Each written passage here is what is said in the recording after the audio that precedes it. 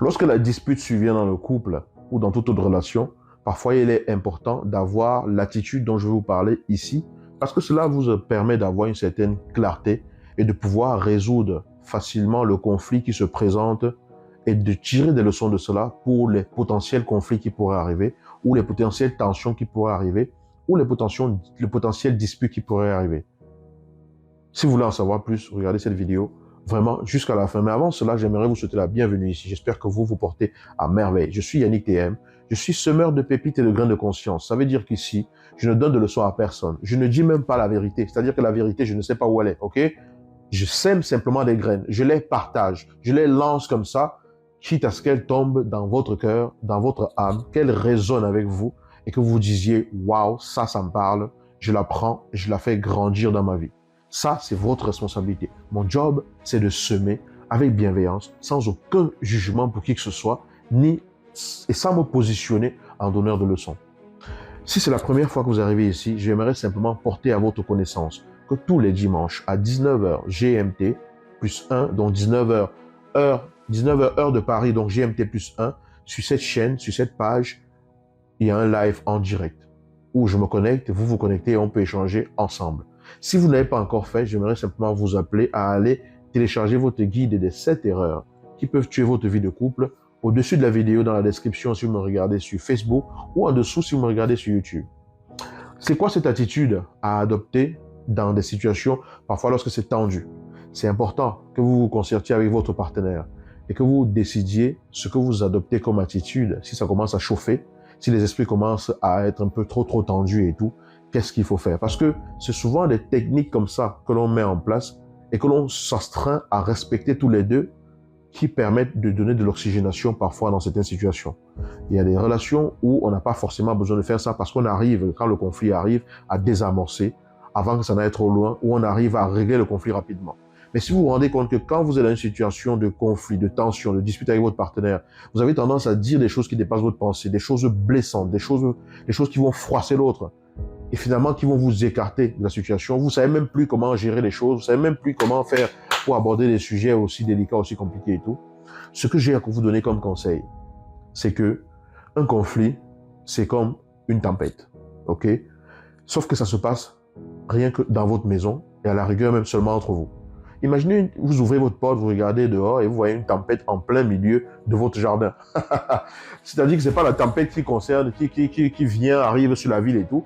Vous regardez juste un petit point comme ça et vous voyez une tempête avec des éclairs, du vent qui souffle, mais qui est limité à un endroit bien précis. Vous allez dire, waouh, c'est chaud par là. C'est une tempête vraiment bouleversante par là. C'est quand même extraordinaire. Ok? J'aimerais que vous imaginiez que chaque fois que vous êtes en tension, en conflit, on rentre dedans vis-à-vis de votre partenaire, parce que c'est des choses qui arrivent à beaucoup de personnes. Vous êtes en fait pris dans le feu d'une tempête émotionnelle, d'une tempête d'arguments, d'une tempête de plein de choses et tout. Et tous les deux, vous êtes embourbés dans cette tempête-là. Sauf qu'en réalité, la tempête, ça se passe rien qu'en vous. En vous deux, c'est tout. La tempête se passe simplement entre vous deux. C'est une tempête qui est limitée à votre cadre, à votre relation et tout. Donc, il va être important, lorsque vous sentez que c'est en train d'arriver, que c'est en train de prendre une certaine ampleur et tout, de faire quoi? De faire comme cette personne qui regardait à travers la porte, la tempête qui était au loin, c'est-à-dire de prendre simplement du recul. On prend du recul. Parce que quand tu prends du recul, tu as une autre vision de la chose. On prend du recul. On ne cherche pas à écraser l'autre. On ne cherche pas à vouloir monter sur la tête de l'autre. On ne cherche pas à vouloir dominer l'autre. Parce que là, c'est tendu et tout. On dit, bon, ok, temps mort. On prend du recul. Besoin de temps de recul. Parce que chacun a besoin que ses esprits s'apaisent. Chacun a besoin que la tempête en lui s'apaise. Parce qu'il y a la tempête à l'extérieur et on vous entend crier simplement parce qu'à l'intérieur de vous, il y a la tempête. La tempête avec les voix qui s'élèvent, des tons, des choses que l'on lance et tout, c'est parce qu'en vous, il y a la tempête. Quelqu'un qui est calme et serein en lui ne produira pas de la tempête à l'extérieur.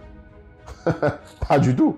Si vous êtes calme, serein, paisible, tranquille, vous ne pouvez pas éveiller une tempête dans l'action que vous êtes en train de poser. En tout cas, ce qui sort de vous n'aura pas l'aspect d'une tempête.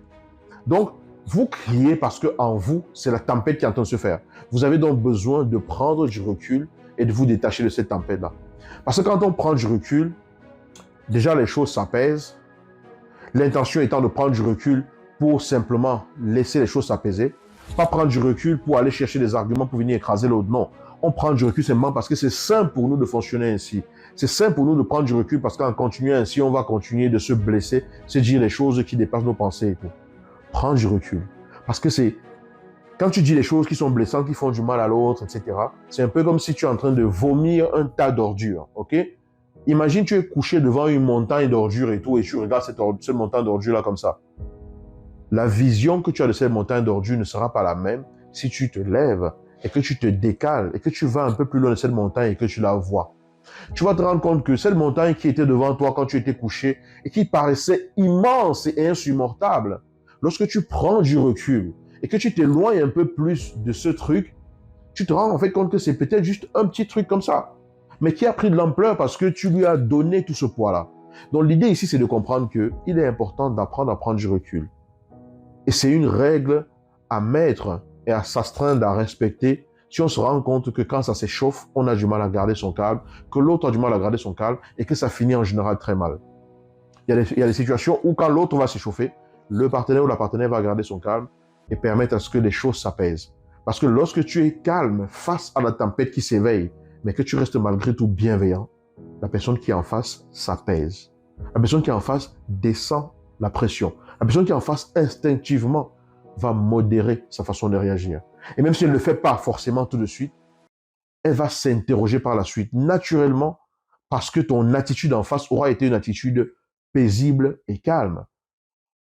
Paisible et calme. Donc, apprenez à prendre du recul.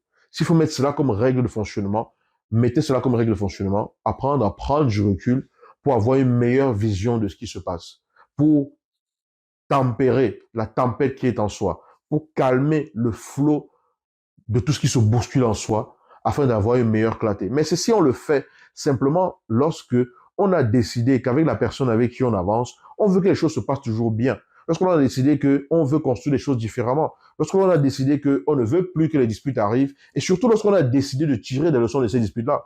Si je suis dans une relation où ça ne te soucie pas du tout, que la relation se passe particulièrement bien, que ça ne t'inquiète pas du tout que l'autre galère, que l'autre souffre ou que tu souffres ou quoi que ce soit, et que tu veux simplement que les choses se passent comme elles se passent, ok, tu n'es pas obligé d'avoir cette vigilance-là. Rien ne t'oblige à cela. Mais simplement, tu vas déguster ce que tu permets d'arriver dans ta vie. Ciao.